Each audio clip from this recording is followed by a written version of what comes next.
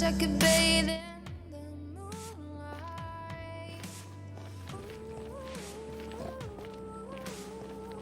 This is it now, come out of the shadow. Make the walls fall. Memories headed for disaster. Heart is beating slow. I hear the words, I see the ghost of laughter.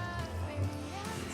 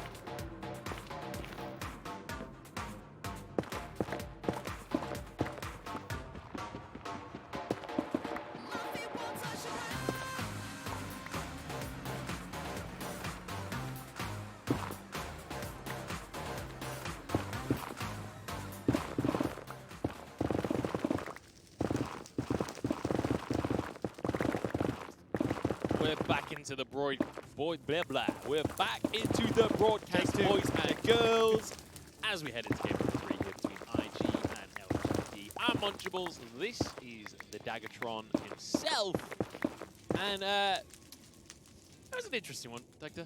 It was a bit of a silly game. It was IG coming back to being IG.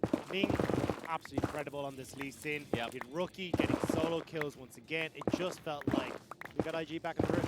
We certainly did, and Ning especially, our MVP. This game is going to be going his way. Started things off strong with the Lee Sin, set every single lane up for success, and I mean, what more can you ask for you?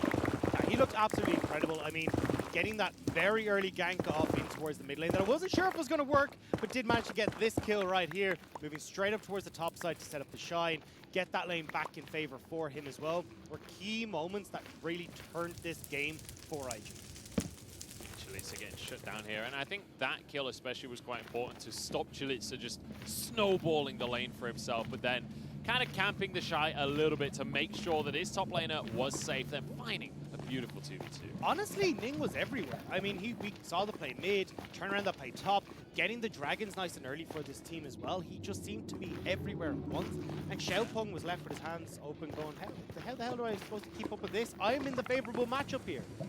And now, as a bonus on top of everything else, we get to see IG messing things about even more. We had Reheal for game number 1, we had Bowline for game number 2, now for game number 3, we got Southwind coming back into the roster. So IG playing with their full 8-man roster. Do you think it's like the old under-12s football where you used to go and you'd all like have the same jersey, so you're just swapping it off backstage and then you run on? I think that IG has probably bought them all at least one jersey. I'd say that IG is probably a 4 to 5 SC this season. Here, look, Rush Athletic was able to do the same, right? Doesn't matter. Where I I'm grew not up. with you there. Here we go. Right, let's talk about AD carries that are being banned away because we've got a Kalista and a Varus. We've got Wukong being respect banned from Chullit, so once again, IG clearly not wanting to deal with that power from the top lane. And then Aphelios being banned by DMO this time around. Yeah, I mean, it's surprising to see the Aphelios on the blue side ban. We usually see it on the red, but I mean, they're going to pan that away, going back towards this Ashe pick that Shubin found such good success on in the early game, and did help out Xiaopeng out quite a bit, trying to match Ning's early jungle pressure. Look at that instant lock-in on the side of IG. They know what they want. The Shy is giggling away on your screen. They've got the Kai'Sa for Puff, they've got the Nautilus for Southwind, and we could well see this Braum coming again, once again from Yui. So there is the potential here that we see a very similar draft to game number 1. It was the Braum here into the Lee Sin pick for Xiaopeng. I wouldn't be surprised to see something similar, and then we'll need to see a change-up coming through from IG, because if they're just going to go for this super heavy dive comp, it didn't quite work out last time, and there is the potential here for DMO to go and do something similar. Twyla's a bit of a weird mid laner. He's going to hover the A-Sol, but I don't think that any kind of...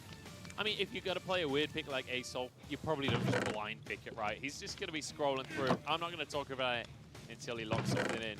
But I think that the jungle pick is a little bit more of a reasonable lock-in this early on in the draft. Yeah, and I mean, they're going to go for it here. This is the exact same draft we saw from DMO in game 1, and I do like it. And here we go. Okay, so Ning didn't opt in for the Rek'Sai last time.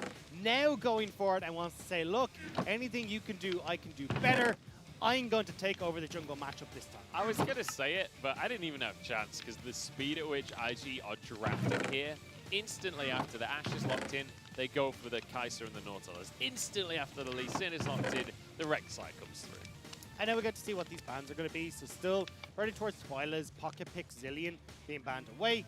And then we'll start to see IG, or DMO, I imagine, still going towards Rookie, still banning the way the likes of, well, Syndra's already gone, LeBlanc's gone, Twisted Fate off the board. And we'll have to see what they decide to follow up with. The Galio was locked in last time for Rookie, but I don't think that'll be a big issue for DMO with that comp that they've drafted at least so far. You wouldn't expect it to be too much of an issue for them, but we'll have to wait and see. Mid laner bans on either side of the board with the Zilean and Twisted Fate, and I'd expect these to continue. Obviously, Syndra and LeBlanc already taken out. And now removing this Galio from the mid lane as well, so we're kind of running out of these supportive picks for Twyla. Yeah, curious to see what he will end up going for. I mean, we've seen a lot coming out from him so far. I mean, the Corki is still an option, although I know he didn't have the best games last time, but we also saw the Azir from Twyla, and this is kind of started to become a pick I'm eyeing up for Twyla a lot more in the Azir, because you can just lock in the Azir here for IG. So again, that one's taken as well, and then you start to look. I mean, there's the Cassiopeia, Silas maybe. These are the other picks he's locked in. So there is an Echo that started to come up as a pick into Azir a little bit more, but I feel like when you're Twyla, he hasn't played a huge amount of variance in his It's not exactly the style you think of when you think of Twyla, exactly. right? So we will actually see the Cassiopeia, well, Crunchables, I suppose. Crunching those numbers. That's my little brother, not me. He's an Aatrox one trick. Oh, okay. But either way, the Cassiopeia will be locked in here. And now we're looking to see what they're going to pair this with. So you've got super strong disengage here when you look at DMO side between the Braum and that Cassiopeia. So still filling a similar role to that we saw from DMO in game number 1. And now with the Volibear locked in, you've got decent engage. So I like what DMO are going for here. They can still play this engage style with the Ashe ults and with that Volibear, but at least giving themselves a moment of respite if they need to between the Braum and the Cassiopeia. Oh, come on, the Shy. Lock it in. You know you want to. I know you want to. They're not going to do it. They're going to go for Gnar in the end. So we're going to see the same matchup in the top lane as we did last time around. It looked pretty great for the Shy once he had a few levels, but we have to acknowledge that there was quite a few chances there for Chulitza to try and find himself a solo kill. You can kind of expect Ning to babysit a little bit in that top lane once more. You'd imagine so, especially in that mid lane matchup. You can try and get in onto the Cassiopeia to deal some decent damage though as well. So I imagine it's going to be IG's Ning playing mostly towards that top half of the map, not only towards the Shy, but towards Rookie as well. See if he can set up both of them for success, similar to game number 2. And then just allowing Puff a little bit of time to scale. You're looking at IG with the Azir and that Kai'Sa having that scaling capability on their squad, but especially around that 25 to 30 minute marks, they are going to be super, super strong. We'll see how they're going to be able to get to that 20-30 minute mark, because these two games in the series have been decided a little bit earlier than that one. We've had early game brawls both games so far, and I'm expecting that to continue when we've got the Rek'Sai Lee Sin matchup once again. It's Rek'Sai for Ning this time around, as he wants to reverse the matchup and win it for both sides against Xiaopeng. This was our featured head-to-head as we head into the series today. So far, we've got a game apiece between our junglers. We'll have to see who is going to come out swinging in the early game this time around. Both the Lee Sin and the Rek'Sai, obviously notorious for how strong they can be. Rek'Sai having that early game advantage, especially pre-level 6. So I want to see now if Ning can have the same impact he did in that last game, and if he can continue to just keep Xiaopeng in check, because DMO are really struggling without their jungler finding success in the Rift. One thing that's worth mentioning when we talk about those junglers once again is that now there's an Ashe Shubin once more. One of the big strengths that we saw for Xiaopeng was that he always knew where Ning was because of these great hawk shots coming out from Shubin. So keep your eyes on the AD carries as well. But as we head into game number 3, IG once again bringing out their third support in their roster. Rehill's played, Baolan has played. Now we get Southwind back onto the team once more. Yeah, so this is basically where you get to see exactly how IG are going to play with each other's support. So this is your one game, basically. Yeah, to it feels see. like we get live tryouts here in the LPL for IG. Now, though, we're looking at DMO, who've definitely got a nice mid-game composition where you can have Twilight work off 2 items. Same with Shubin, who only really needs that one Blade of the Rune King and a little bit of that Runaan's Hurricane to get himself rolling. So DMO will spike a little bit earlier, but the big question mark for me here is how do we see Puff trying to enable himself in these team fights? You're playing up against a lot of slows, a lot of CC, and you don't have exactly a huge amount of these dive buddies you can work with as well. And up against a Cassiopeia, it sucks as a Kai'Sa. So it's going to be the work cut out for Puff in this game to have a big impact.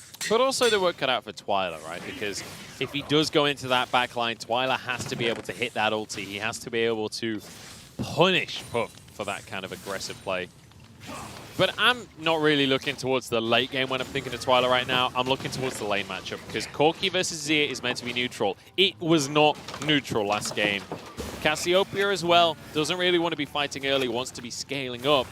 It's just whether or not Rookie's going to let it. Both junglers are going to start on this bottom side, though. So we're seeing that path where they're both tending towards the top side. And we talked about already how Ning does want to get into both mid and that top side. So I imagine Xiaopeng is going to be trying again to keep tracks on where Ning is so we can be that counter. Going to be trying to keep tracks on the junglers. That's definitely a matchup to watch out for. But as we hit level 2 for both of our bot lanes here, I've been impressed by Shubin a little bit in the lane, managing to get some harass out. But Puff is returning it every single time he goes for that auto attack. So relatively even so far, and there's the first hawk shot of the game. Just going to be going over towards that jungler to make sure that they have trackers on Ning at all times. And they will know exactly what he's doing. You've seen him now moving back over towards the Raptors to be trying to clear this out before he goes into River to look for that Scuttle Crab. Xiaopeng will be matching here, and with the Shy very far underneath his tower, might be the opportunity for, or under Chalitza's tower, might be the opportunity for some play from Xiaopeng. But he's backing away. I like that little thing we saw there as well. Making sure that he pulls the Grom up, clearing it as close to the lane as he can, just in case the Shy tries something crazy, just in case Ning went straight from his red buff and was just baiting and goes for some kind of play. It's just good positioning out of Xiaopeng, but it's going to be Ning the one that's able to grab himself the Scuttle Crab. Curious to see how Xiaopeng does try to move into this bottom side. Because he decided to clear Wolves, there is the opportunity here for Ning to just go straight from that Scuttle into the bottom side, especially with Rookie having control of mid. But it looks like instead he's trying to see if he can spot out where Xiaopeng is on this top side of potential. No. Oh, Twyla is so